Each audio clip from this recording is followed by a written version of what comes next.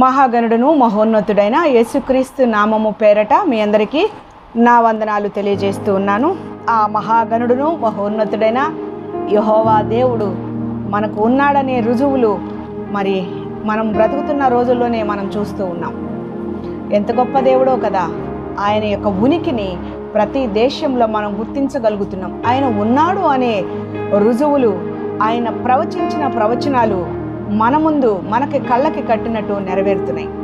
కాబట్టి ప్రియ జనాంగమా, ప్రియ సంగమా, దేవుడిచ్చినటువంటి ఈ మహద్భాగ్యాన్ని బట్టి ఆయనకి స్తుతులు, వేలాది నమస్కారాలు తెలియజేస్తూ ఈ యొక్క ప్లాట్ఫారం మీద మరి కృష్ణమూర్తి గారు ఈ యొక్క జుంటె తేనె దారలు అనే కార్యక్రమం ద్వారా ఒక మంచి ప్లాట్ఫారం మనకి ఓపెన్ చేసి అనేక మందిని ఒక ప్లాట్ఫారం మీదకి వచ్చి దేవుని నామాన్ని ఘనపరచడానికి, దేవుని నామాన్ని కొనియాడటానికి, దేవుణ్ణి స్తుతించడానికి ఇచ్చినటువంటి ఈ మహద్భాగ్యాన్ని కొరకు ఆయనకి వందనాలు తెలియజేస్తూ, అదేవిధంగా కృష్ణమూర్తి గారు కూడా నా ధన్యవాదాలు తెలియజేస్తూ ఉన్నాను.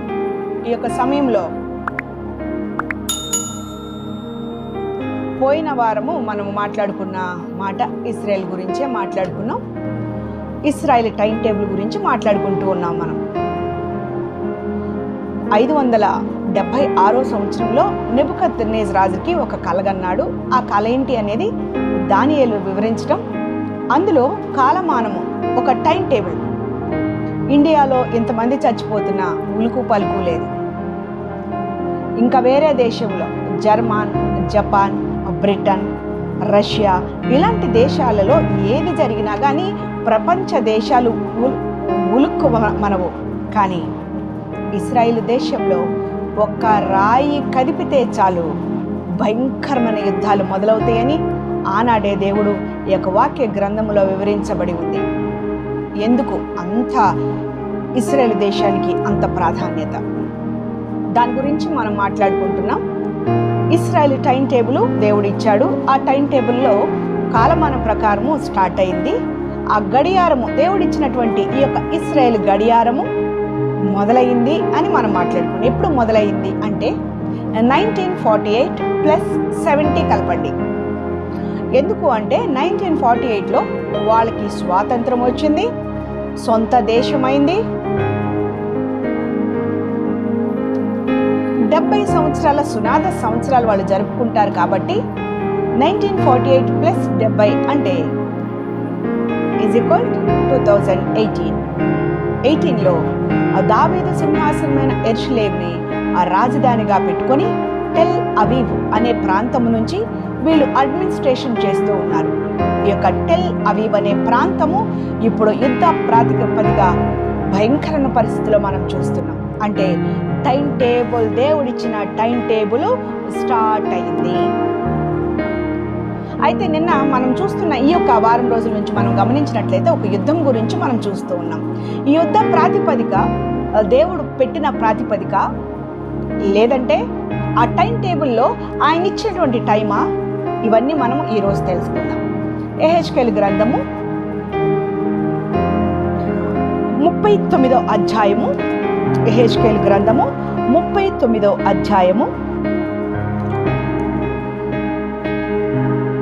1వ వచనం. మరియు నరపుత్రుడా, గోగును గూర్చి ప్రవచనమెత్తి ఇట్లను ప్రభువగు యెహోవా సెలవిచ్చినదేమనగా, రోషునకును, మేషకునకును, తూబాలునకును అధిపతివైన గోగు, నేను నీకు విరోధినై ఉన్నాను. ఎవరికండి? ఇశ్రాయేల్ దేశానికి వ్యతిరేకంగా ఉన్న శత్రువులు వీళ్ళు. మీకు ఒకసారి చెప్పాను. రోషునకు అనగా యెహెజ్కేలు ఈ గ్రంథాన్ని 700 BCలో ప్రవచిస్తే, ఈ ప్రవచనాన్ని ఆ యెహెజ్కేలు ఉన్నప్పుడు రోషు అని కానీ, ఐరోపా కంట్రీస్ అని, యూరోప్ కంట్రీస్ అనేవి కానీ, లేకపోతే ఐరోపా సామ్రాజ్యాలు అనేవి కానీ లేవు. మరి నీవు నేను పుట్టాం కాబట్టి మనకు పేర్లు పెట్టారు మన తల్లిదండ్రులు. ఇప్పుడు నేను పుట్టక ముందు ఒక 40 సంవత్సరాల క్రితం నా పేరు గ్లోరీ ఆనంద అని ఎవరన్నా ప్రవచిస్తే అది నేను పెట్టుకుంటే అది ఒక ప్రవచనం అవుతుంది.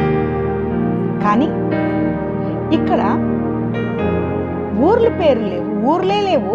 అలాంటి ఊర్ల పేర్లు యెహెజ్కేలు స్పష్టంగా చెప్తున్నాడు. అవే రోషునకు అనగా ఇప్పుడు మనం చూస్తున్న రష్యా. నెంబర్ 1. నెంబర్ 2 మేషకునకు. మేషకు అంటే రష్యా 2 కంట్రీస్గా విడిపోయింది. ఒకటి తూర్పు రష్యా, రెండవది పశ్చిమ రష్యా. ఇక రష్యా రాజధాని మాస్కో పట్టణం. ఈ మాస్కోనే మేషకు అని పిలవడం జరిగింది. తూబాలునకును ఇప్పుడు మనం చూస్తున్న టర్కీ. ఈ యొక్క నిన్నటి జరుగుతున్న యుద్ధంలో టర్కీ ప్రధాన పాత్ర పోషిస్తుంది. అధిపతిమైన గోగు. వీళ్ళ ముగ్గురికి అధిపతి ఎవరు అంటే రష్యా సామ్రాజ్యం. గోగు, నేను నీకు విరోధినై ఉన్నాను అనే మాట మనము ధ్యానము చేస్తున్నాం. వీటి గురించి మనము మాట్లాడుకుందాం, ప్రార్థన చేసుకుందాం. మహాగరుడా, మహోన్నతుడా, నిత్యుడకు తండ్రి, సత్యదేవ, సమాధానాధిపతి, శ్రేష్ఠుడా, బలవంతుడా, గొప్ప దేవుడా, నిజంగా ఎంత గొప్ప దేవుడు నాయన. యెహోవా కలిగిన జనులు ధన్యులు అంటున్నావు తండ్రి. మేము చూస్తున్నాం నాయన, మా కళ్ళ ముందే నా సంతానం అనే ఇశ్రాయేలు, నా జనాంగం అనే ఇశ్రాయేలు అని మాట్లాడిన జనాంగానికి ఎంత గొప్పగా కాస్తున్నా. పక్షి అల్లాడుతూ, ఆకాశం అల్లాడుతూ తన పిల్లల్ని ఏ విధంగా సంరక్షించుకుంటుందో, ఓ ఇశ్రాయేలు నిన్ను ఆ విధంగా సంరక్షిస్తున్నానని ఇచ్చిన వాగ్దానాలు ఇప్పుడు మేము చూస్తుండగా నెరవేరుస్తున్నామయ్యా. గొప్ప దేవుడు నాయనా. వాళ్ళు నిన్ను ఎరగలేదు, వాళ్ళు నీకు మొక్కట్లేదు, వాళ్ళు నీకు లేరు, కానీ నీవు వాళ్ళకు కావు. ఎంత గొప్ప దేవుడు నాయనా, ఎంత గొప్ప దేవుడు. మా కళ్ళ ముందే ఇశ్రాయేలు కునుకడు, నిద్రపోడు, యెహోవాయే ఆయన కాపాడుతాడని వాగ్దానం ఇచ్చాడు. గొప్ప దేవుడు నాయన, నీకే స్తోత్రాలు. మేమన్నీ ఇప్పుడు గొప్ప మా కళ్ళ కట్టినట్టు జరిగిన అంశాలు మేము ధ్యానం చేస్తుండగా నీ వీడికిలో దీవించి, ఎవరైతే యొక్క వాక్యాన్ని వింటున్నారో వాళ్ళని ఆశీర్వదించి మా కొరకు అతి త్వరలో రాని నజరుడనే శ్రీతండ్రి వినయంతో బ్రతిమలాడి వేడుకొనుచున్నాం తండ్రి. ఆమేన్, ఆమేన్, ఆమేన్.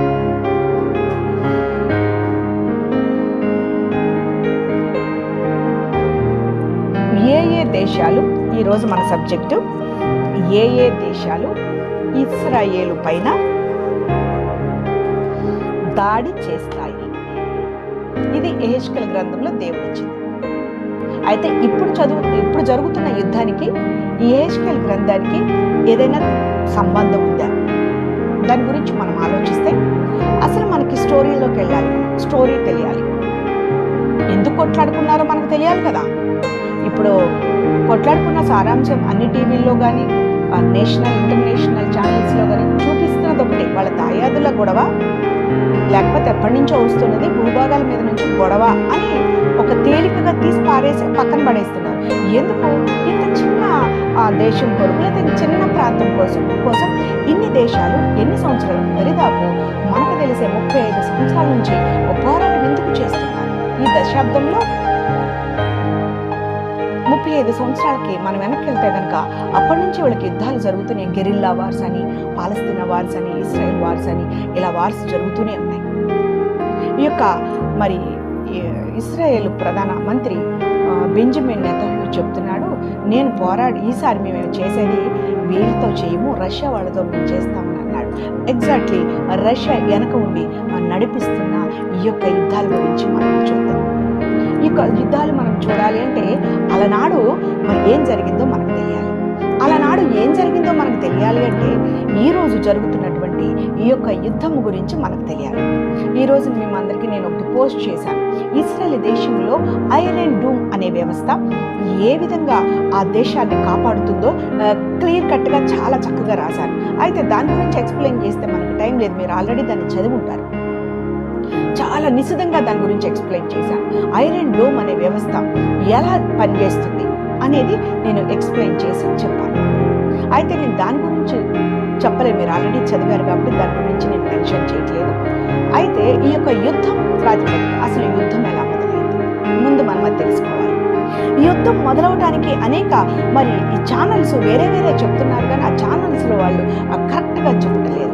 ఈ అంత్య దినాలలో రష్యా దాని మిత్ర రాజ్యాలైనటువంటి ఉగ్రవాద ముస్లిం దేశాలు ఇజ్రాయెల్ దేశంపై దండెత్తుతాయని యెహెజ్కేలు 38వ అధ్యాయము 39వ అధ్యాయంలో చక్కగా మనకు అర్థమయ్యే రీతిలో పేర్లతో సహా మరి ప్రవచించడం జరిగింది. ఈ ప్రస్తుత కాలంలో రష్యా దాని మిత్ర రాజ్యాలు ఇజ్రాయెల్ దేశం పట్ల ఏ విధంగా ప్రవర్తిస్తున్నాయో మనం గమనిస్తే ఈ ప్రవచనము మనకి ఎంతో సమీపంగా ఉందని అది అర్థమవుతుంది. అదే జాగ్రత్తగా వినాలి. ఆ ప్రవచనము ఇంకొంచెం దగ్గరలో ఉందని, అంటే ఇది రాసుకొని పెద్ద గాలివాన అయితే ఎంత పెద్ద ఉపద్రవం, పెద్ద యుద్ధం వస్తుందో అలా ఇది స్టార్ట్ అవ్వడానికి రెడీగా. అయితే ప్రఖ్యాతి గాంచినటువంటి ఇస్రాయేల్ సైన్యాధిపతి అయినటువంటి జనరల్ మోషే డయాస్ ఒకసారి మాట్లాడుతూ ఆయన ఏం మాట్లాడుతున్నాడంటే, ఈసారి మేము యుద్ధం చేసేది అరబ్బులతో కాదు, ముస్లిమ్స్తో కాదు, రష్యా వాళ్ళతో మేము చేస్తాము అని చెప్పడం జరిగింది. అంటే రష్యా గురించి అసలు బైబిల్ ఏం చెబుతుంది అని మనం ధ్యానం చేస్తే కనుక యెహెజ్కేలు గ్రంథంలో రష్యా గురించి ఏం చెప్తున్నాడో మనం మాట్లాడుకోవాలి. నేను ఈ రష్యా గురించి ఇప్పుడు చెప్పాను అనుకోండి, ఇప్పుడున్నటువంటి స్టోరీ మీరు మర్చిపోతారు. అయితే రష్యా గురించి మనం మాట్లాడుకోవాలంటే 1917 దరిదాపు 1917వ సంవత్సరంలో లెనిన్, మార్కిజం, కార్ల్ మార్క్స్ ఇలాంటి కమ్యూనిజం ఏర్పాటు వాదముతోటి రష్యా మొదలైంది. వీరందరూ కూడా యూదుల్ని విపరీతంగా ద్వేషిస్తారు. మీరు ఇంకొకటి గమనించాలి, రష్యాలో సెటిల్ అయిన వాళ్ళు ఎవరు? నోవాహు సంతతి వారు. మరి వీళ్ళు కూడా వీళ్ళ బంధువులే కదా. ఎందుకని ఇంత క్రోధంగా ఉంటున్నారు అంటే, యూదులు సెపరేట్ అయినారు. అబ్రహాంకి మరి శారా వల్ల పుట్టిన వాళ్ళు ఇశ్రాయేల్ సంతానం కదా. ఎందుకు అట్లా చేశాడు అంటే, దేవుడు ఇచ్చిన ప్లాన్. ఇంకా రాబోయే కాలం వరకు ఒక తండ్రి ఇద్దరు తల్లుల బిడ్డలు ఎలా పుట్టుకున్నారో చూడండి. ఇవాళ నాకు ఒక ఫోన్ చేశారు, సొంత ఆమెని సొంత చెల్లెలు ఆస్తుల కోసం కొట్లాడి మీదపడి రక్కేసి అబ్బాయికి బ్లడ్ అంతా బ్లీడ్ అవుతుంది. ఫోన్ చేసి మేడం కంప్లైంట్, సొంత చెల్లెలు అంటే ఒక కడుపున పుట్టిన వాళ్ళమే మనం ఇంత చిన్న ఆస్తి కోసం, ఎంత అది ఒక 100 సెంట్లు 200 సెంట్లు కోసమే అన్నని చంపాలని ప్రయత్నం చేస్తున్న చెల్లెలు ఈ రోజుల్లో ఉంటే, ఒక తండ్రి ఇద్దరు తల్లులు ఉన్నటువంటి ఆ దాయాదుల గొడవలు ఇంకెంత ఉంటాయో కదా. అదే ఈ యుద్ధాలు. దేవుడు చెప్పాడు ఒక ప్లాన్, అబ్రహామా, శారా మీకు నేను ఒక సంతానాన్ని ఇస్తాను, అభివృద్ధి పరుస్తాను అన్నాడు. దేవుడిచ్చిన ప్లాన్ ని వీళ్ళు ఏం చేశారు, ఓహో అదే ప్లాను అని ఏళ్ళ ప్లాన్ మొదలు పెట్టారు. మనం కూడా చాలా విషయాలు ఇలా తప్పిపోతూ ఉంటాం. ఒక శారా చేసిన ఒక్క మిస్టేక్ ఇప్పుడు అనేక మంది చనిపోవడానికి కారణమవుతుంది. సరే, వాళ్ళ ప్రకారమే కానిచ్చాడు దేవుడు. హాగర్కి ఇచ్చాడు. హాగరు ఇష్మాయేల్ సంతానం. ఆ ఇష్మాయేల్ సంతానం 12 రాజ్యాలు, మనం చదువుకున్న ఈ యొక్క ముస్లిం అరబ్ కంట్రీస్. ఆ తర్వాత కెతురాన్ అమ్మాయిని పెళ్లి చేసుకున్నాడు. ఆమెకి 6 కొడుకులు పుడతారు. ఈ 6 కొడుకులు కూడా అరబ్ కంట్రీస్ ఉన్నటువంటి మలేషియా ఇలాంటి బెల్ట్ అంతా. రష్యాలో స్థిరపడిన వాళ్ళు కూడా నోవాహు సంతతి వారే. ఒకే సంతతి వారైనప్పటికీ ఎందుకు ఇంత క్రోధం? యూదులు అంటే ఎందుకు వీళ్ళకింత అర్థము కాదు. యూదుల్ని ద్వేషించేవాళ్ళు ఎంతగా ద్వేషించేవాళ్ళంటే, వాళ్ళ కొరకు చట్టాలను క్రియేట్ చేసి, నాస్తికవాదము అనే చట్టాలను క్రియేట్ చేసి వాళ్ళని చంపాలని హింసే మార్గంగా సెలెక్ట్ చేసుకొని Karl Marx, Lenin, Stalin, Mao ఇలాంటి వాళ్ళు అందరూ వాళ్ళ సమయానుకూలంగా 15 కోట్ల మందికి పైగా యూదులను చంపించేశారు. మీరు పెన్నులు పేపర్లు ఉంటే రాసుకోండి, ఎంతమందిని? 12 కోట్ల మందిని. ఎవరు వాళ్ళెవరు? దయాన్నే. ఎందుకంత క్రోధము, ఎందుకంత కోపము అంటే ఒకే ఒక కారణం. ఏ జనాంగమైతే అబ్రహాము నుంచి ఇప్పటి వరకు ఉన్నటువంటి ఇశ్రాయేల్ వారు ఏ దేవుని కలిగి ఉన్నారో అదే దేవుడు, ఒకే భాష, ఒకే చట్టము, ఒకే డ్రెస్, ఒకే కోడు, ఒకే దేవుడు వాళ్ళకి స్టిల్ ఇప్పటి వరకు. రష్యాకి నచ్చలేదు. కాబట్టి యుద్ధాలు మొదలయ్యాయి. ఈ యొక్క రష్యా గురించి నేను మాట్లాడేటప్పుడు ఈ సబ్జెక్ట్లో నుంచి నేను పక్కకి వెళ్ళిపోతున్నాను. ఎందుకు అంటే ఈ సబ్జెక్టు నేను చెప్తే కనుక యెహెజ్కేలు గ్రంథం మాట్లాడుకుంటాం. సో యెహెజ్కేలు గ్రంథం కాదు మనం మాట్లాడుకోవాల్సింది. ఇప్పుడు ఇశ్రాయేల్ వారు ఏ స్థితిలో ఉన్నారు మీరు కళ్ళ కట్టినట్టు ఛానల్స్లో చూస్తున్నారు. ఎవరు ఎక్కువ మంది చనిపోయారో కూడా మీరు ఛానల్లో చూస్తున్నారు. అయితే ఇశ్రాయేలును కాపాడే దేవుడు ఎందుకు ఈ యొక్క యుద్ధంలో వాళ్ళని గెలుపొందనిస్తున్నాడో మనం చూద్దాం. అసలు ఈ 4 రోజుల క్రితం మనం వెనక్కి వెళ్ళిపోదాం. 4 రోజుల క్రితం జరిగిన సంగతి ఏంటో మీకు చెప్తాను. ఇశ్రాయేలు తూర్పు భాగమైనటువంటి షేక్ బెర్రా, ఇశ్రాయేలుకి ఈస్ట్ ప్లేస్, అది పాలస్తీనాకి దగ్గరలో ఉంటుంది. ఆ ఈస్ట్ ప్లేస్ దాని పేరు షేక్ బెర్రా. ఈ షేక్ బెర్రా అనే ప్రాంతంలో పాలస్తీనా వారు ఎక్కువగా ఉంటారు.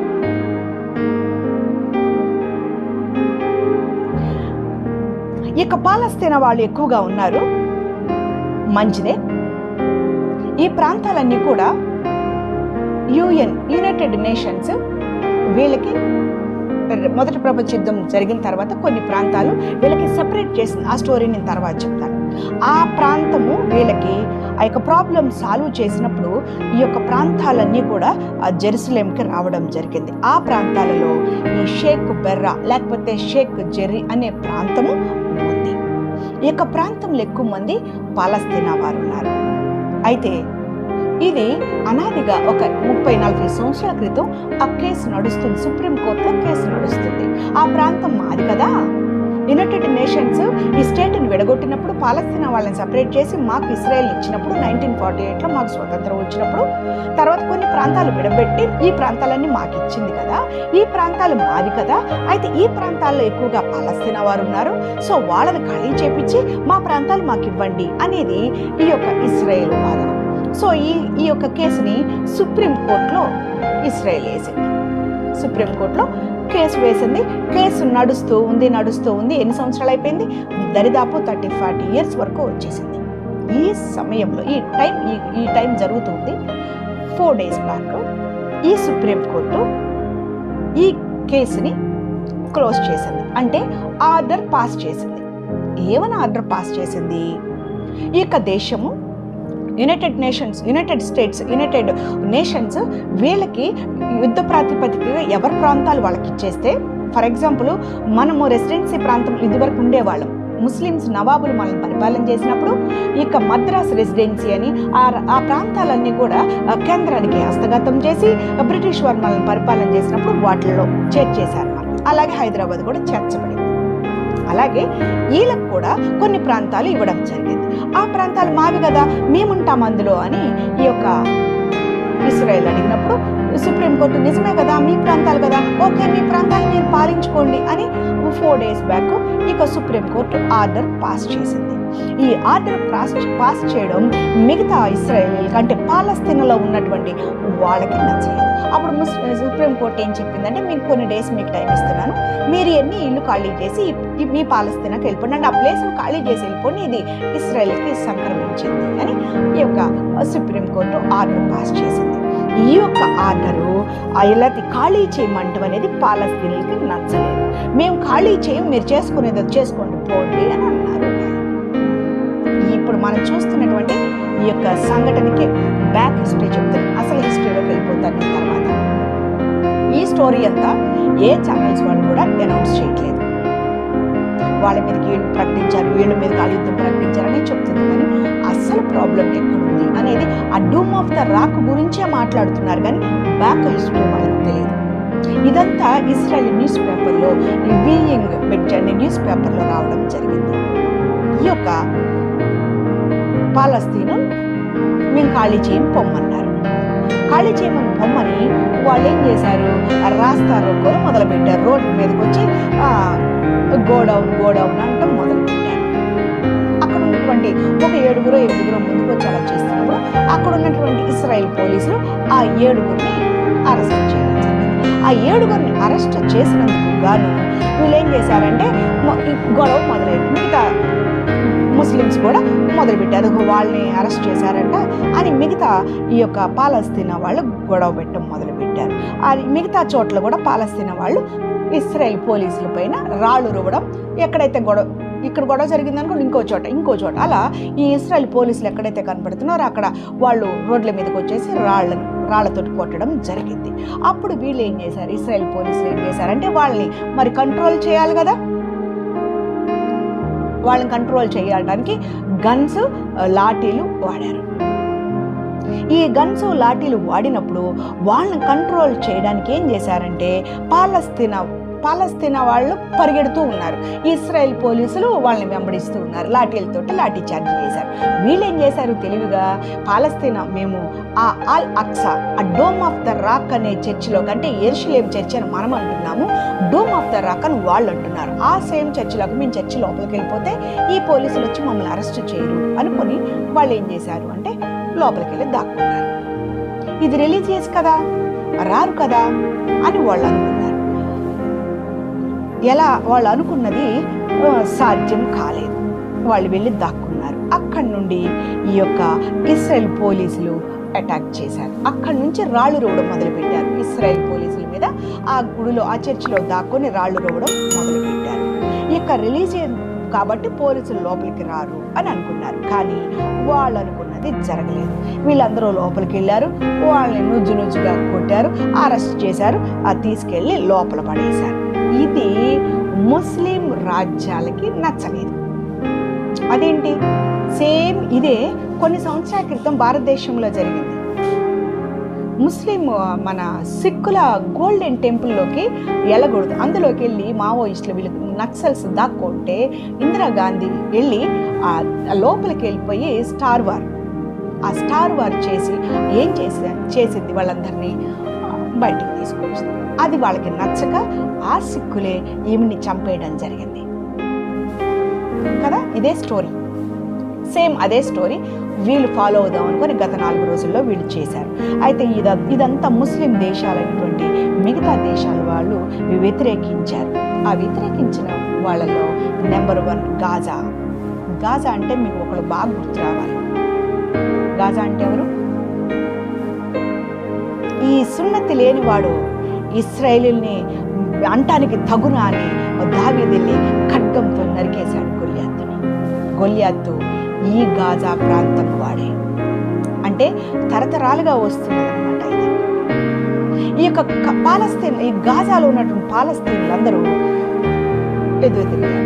అందులో నెంబర్ 1 హమాస్ ఉగ్రవాద సంస్థ. ఈ సంస్థ ఎలా పుట్టుకొచ్చిందో నేను తర్వాత చెప్తాను. హమాస్ అంటే కూడా మీకు ఆ పేరు గుర్తు రావాలి. ఎస్తేరు గ్రంథంలో హమాస్ ఉంటాడు కదా, మొర్దుకైని చంపడానికి ఒక చట్టని, ఒక ఆజ్ఞని తీసుకొచ్చి ఉరుకొయ్యి బిగించి దానిలో మొర్దుకైని చంపాలని చూస్తాడు. చివరికి ఏమయ్యాడు? ఈ హమాస్ దానికే చనిపోవడం జరిగింది. అదే పేరు ఈ ఉగ్రవాద సంస్థ హమాస్ అని పెట్టుకొని అక్కడి నుంచి చర్యలు మొదలవుతుంది. అయితే అక్కడ చట్టం వాళ్ళ చేతిలో, అంటే అక్కడ అధికారం అంతా ఈ హమాస్ చేతిలో ఉంది. ఈ ఉగ్రవాద సంస్థ ఈ ఇశ్రాయేలు చేసిన దానికి ఇక సడన్గా ఏం చేసిందంటే, మీరు అలా ఎందుకు చేశారు, మేము ఇలా ఎందుకు చేశామని మాట్లాడతారు, ఇంకేదైనా చేస్తారు. ఏదీ చేయకుండా ఒకేసారి అనుకోని క్షణాల్లో 300 రాకెట్లను ఈ గాజా ప్రాంతం నుంచి ఇస్రాయేల్ టెల్ అవీవ్ అనే ప్రాంతానికి విసిరివేస్తుంది.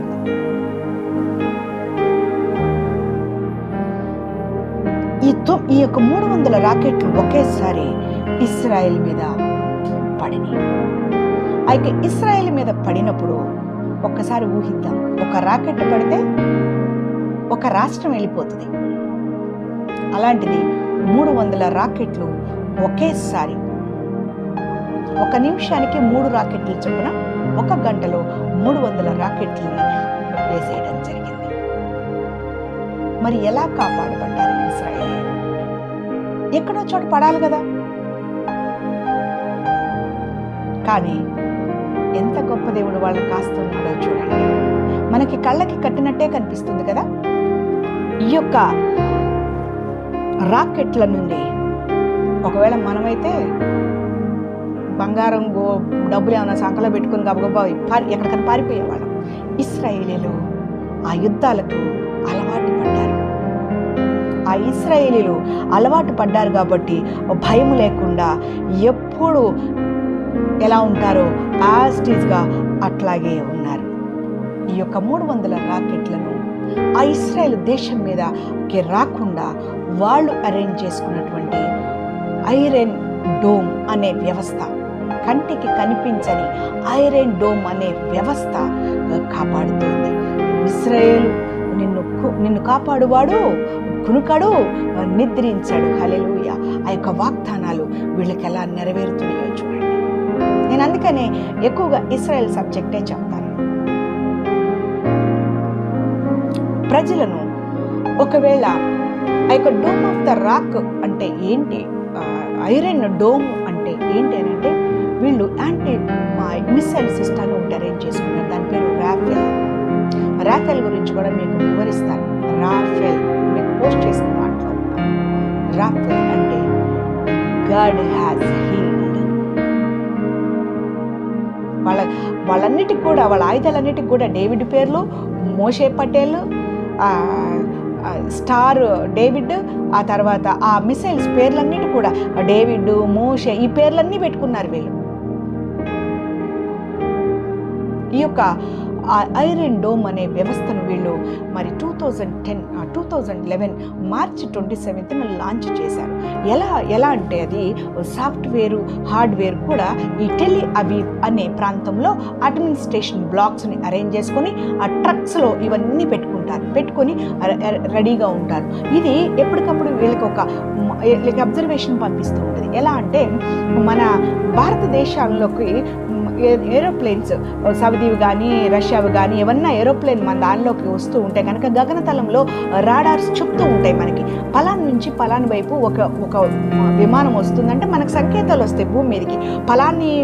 మేము పలాన్ నుంచి పలాని ఏరోప్లేను, పలాని నెంబర్, పలాని బోయింగ్, మేము పలాని చోటు నుంచి పలాని చోటుకు వస్తున్నాము, మీ గగనతలంలోకి వస్తున్నాము, మాకు ఎంట్రీ ఉందా, మాకు ఎంట్రీ మేము అనుమతించండి, మాకు మీ గగనతలం అంటే మీ భూభాగం పైకి వస్తున్నాం, మాకు టైం ఇవ్వండి, లేకపోతే మాకు పర్మిషన్ ఇవ్వండి అని అక్కడి నుంచి వీళ్ళకి సంకేతాలు వస్తాయి.